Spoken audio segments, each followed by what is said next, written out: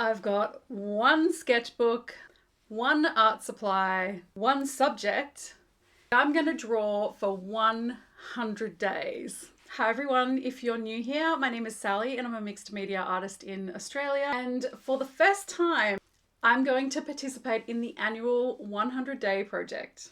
I've been subscribed to the 100 Day Project email newsletter for a couple of years now, but I have never given it a shot until this year. So today I'm going to talk a little bit about what the project is, how it got started, why I'm deciding to take part this year, and what my subject will be. So let's get into it. The 100 Day Project is a global annual art project, open to everyone, whatever you make or create. No matter how much time you spend on it each day, on the start date, and this year it is February the 22nd, you will work on your project for 100 consecutive days. So whether it's painting, writing, singing, dancing, knitting, drawing, anything that you create, you do it for 100 days. Starting in 2014 by L. Luna, after being inspired by Michael Bierut's 2007 100 Day graphic design project. Starting by building the community on Instagram, it now encompasses daily co-working sessions online, which unfortunately are not accessible for me in my time zone. I think I worked out to be like 4 a.m. Australian time, and various workshops. With a collective community now of over 60,000 people globally participating. I highly recommend you signing up to the newsletter if you're interested. It gives a lot of helpful tips on how to start and how to keep going. When I first looked up what the date would be 100 days from February 22nd and saw that the date was June the 2nd, I got a little bit overwhelmed. Just the thought of starting something in a couple of weeks and having it finish right in the middle of the year just feels like a lot. So I started having a think about what I could commit to for 100 days. And I came back to an idea that I've had in my mind for a couple of years now. If you've followed my work for a while, you know that I love doing portraits. And I've wanted to do a portrait series on various activists, both historical and activists that are currently working for all various causes, working globally to make the world a better place. And while I never intended it to be this comprehensive, when I sat down to make a list of activists to feature, I got to over 100 easily.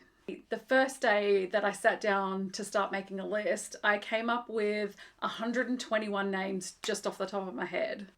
There's so much news about so many terrible, harmful people that exist in the world with us. For me personally, it helps me to remind myself that there's so many people doing good work to make the world a better place, especially when I am myself continuously protesting and keeping up to date with what's happening in the world. I want to specifically highlight the people who work to make positive change, whether that's for animals, the environment, human rights, housing and food security. There's such a broad range of issues that impact people's lives and such a diverse group of people doing this work. So while the sheer amount of work ahead drawing 100 portraits for 100 days is a lot, the importance of this project to me personally and the motivation to share these portraits alongside these people's stories and their work will be something that I know will keep me going. These are going to be people that inspire me personally to keep being politically active and trying to do what I can to make life a little bit better. And what I want for this project to do is to inspire other people and to know that you as one singular person can make a huge difference. To keep it more manageable, I found a sketchbook that is 50 pages, which I did count. And I also want to start with just a mechanical pencil to draw. I love drawing portraits in mechanical pencil, and I've been using this quite a bit in my portrait only sketchbook. It feels less overwhelming to tackle this project with just one sketchbook, one art supply, and one subject that I'm truly really passionate about. Now, who's to say that I won't switch up the medium at some point throughout the project? I will let myself do that if I feel like doing that later down the track. But I do like the idea of having one complete set of really cohesive portraits at the end. And I'm aiming to spend about an hour each day on this.